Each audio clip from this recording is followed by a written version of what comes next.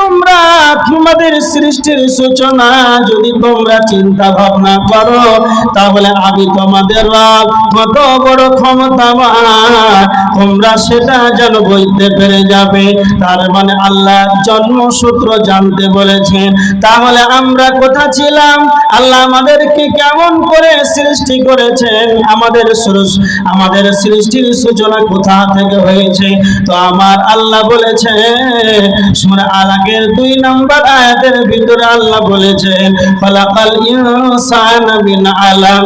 আল্লাহ বলেছেন আমি মানুষকে সৃষ্টি করেছি জমাট রক্ত থেকে। এটাই শুধু শেষ নয়, আল্লাহ সুবহানাহু ওয়া তাআলা সূরা তাহারের 2 নম্বর আয়াতের ভিতরে আল্লাহ বলেছেন ইন্না খালাকানাল ইনসানা মিন নুতফা। নিশ্চয় আমি আল্লাহ মানুষকে সৃষ্টি করেছি নুতফা থেকে, শুক্রাণু থেকে, বীজ থেকে, পানি থেকে। তার মানে আল্লাহ আমাকে আপনাকে পানি থেকে, শুক্রাণু থেকে আল্লাহ আমাকে আপনাকে বানিয়েছেন।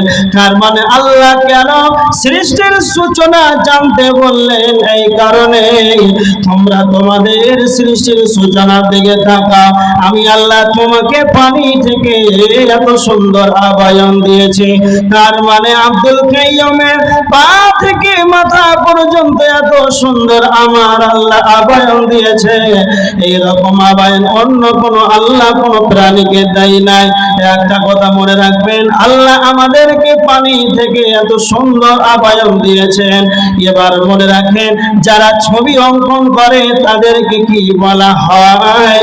যারা ছবি অঙ্কন করে তাদেরকে বাংলাতে চিত্রকার বলা হয়, ইংরেজিতে তাদেরকে আর্টিস্ট বলা হয়।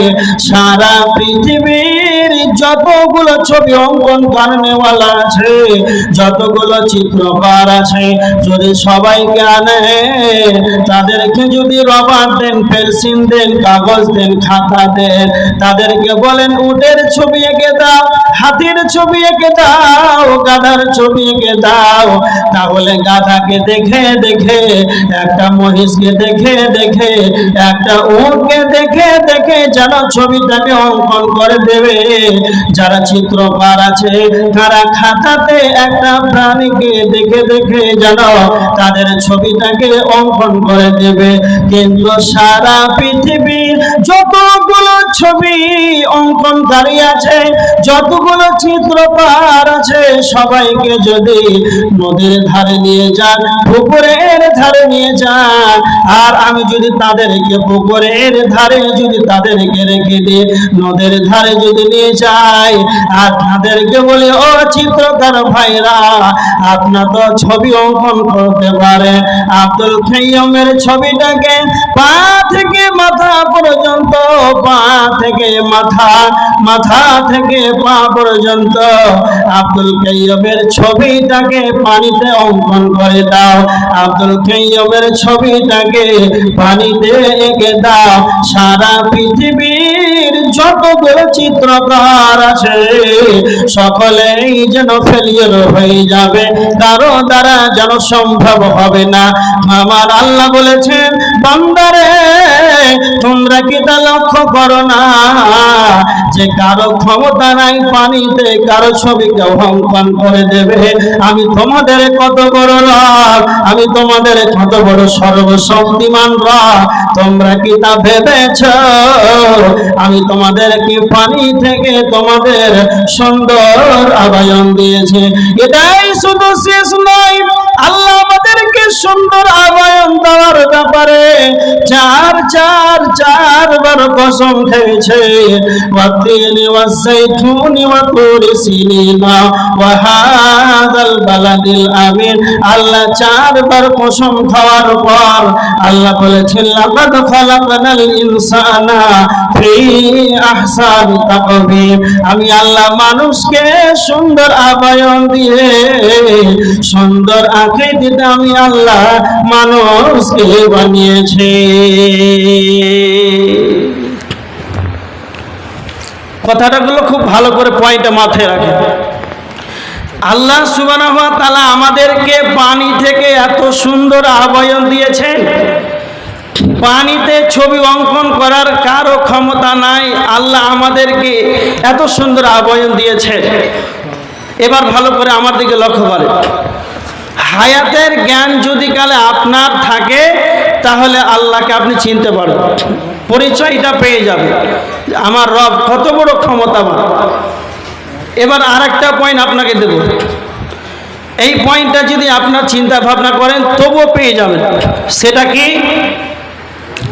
সূরা বাকারার ভিতরে আল্লাহ বলেছেন, ওয়া কুনতুম আমওয়াতান, তোমরা ছিলে নিষ্প্রাণ, তোমাদের কোনো অস্তিত্ব ছিল না, তোমাদের কোনো রকম অস্তিত্ব ছিল না, তোমরা ছিলে প্রাণহীন, তোমাদের কোনো রকম প্রাণ ছিল না।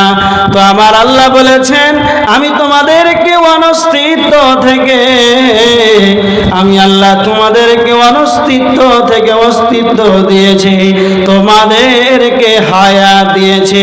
তার মানে আল্লাহ আমাদেরকে বলছেন, তোমরা কোথায় ছিলে? এমন একটা সময় কেটেছে তোমাদের অস্তিত্ব বলে কিছুই ছিল না। আব্দুল খাইয়্যিমের 27 বছর বয়স হলো, 2 বছরকে যদি পেছিয়ে দেন 29 বছর, 30 বছর করেন, 30 বছর আগে আব্দুল খাইয়্যিমের কোনো পরিচয় ছিল না, এমনকি আমার আব্বা মাও জানতো না, আমার আব্বা মাও জানতো না আব্দুল খাইয়্যিম যেন পৃথিবীতে আসবে, এটা কারো ধারণাতেও যেন ছিল না। তার জন্য আমার আল্লাহ বলেছেন, হাল আতা আলাল ইনসানি হিনুম মিনাদ দাহরি লাম ইয়াকুন শাইয়্যাম মাযকুরা। আল্লাহ বলেছেন, তোমাদের এমন একটি সময় যেন অতিবাহিত হয়েছে, সেই সময় তোমাকে কেউ চিনত না, সেই সময় তোমাকে কেউ জানতো না, তোমার পরিচয় বলে কিছুই ছিল না, তোমার এমন একটা সময় যেন অতিবাহিত হয়েছে।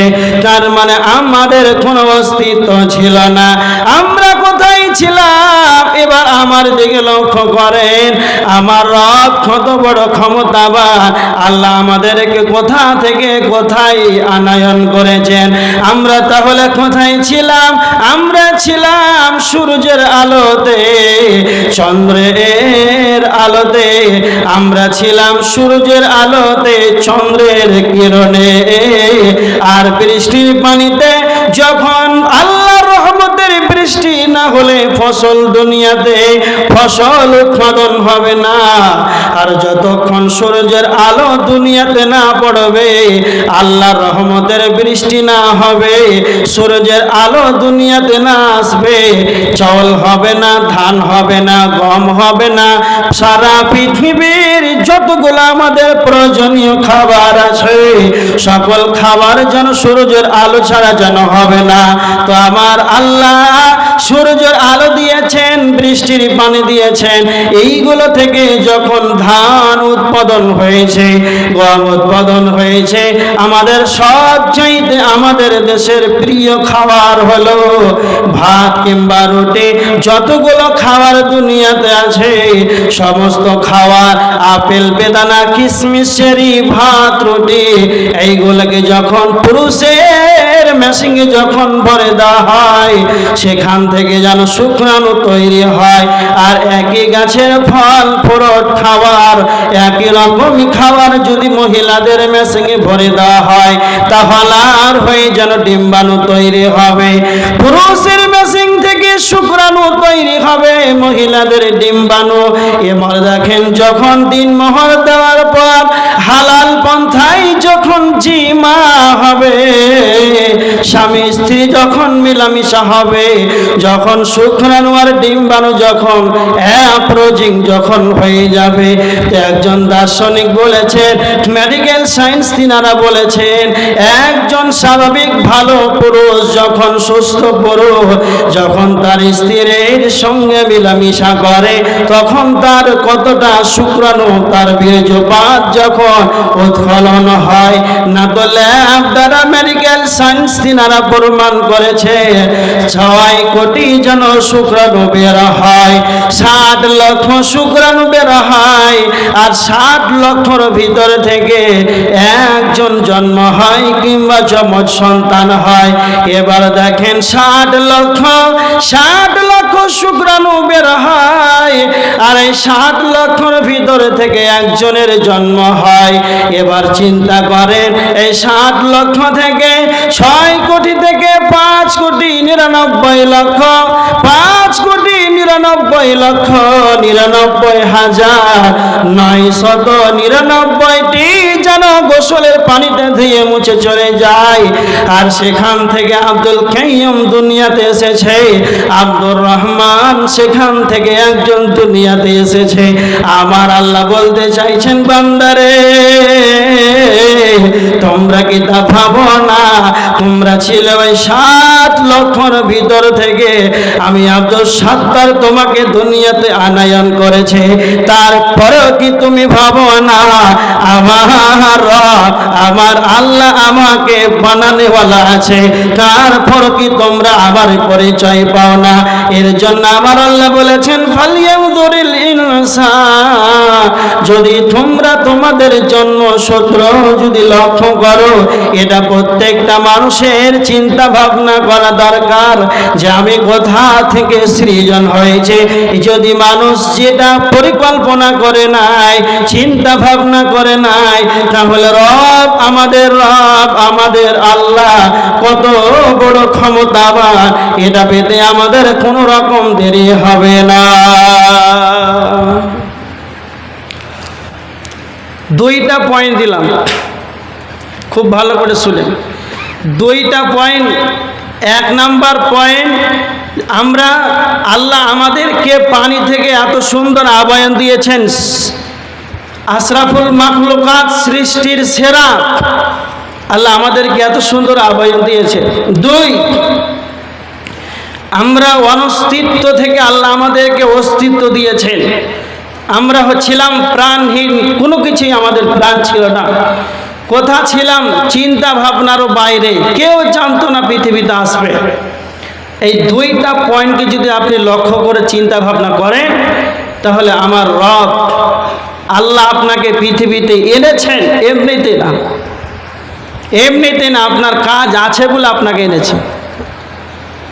পৃথিবীতে সব কিছুরই কাজ আছে।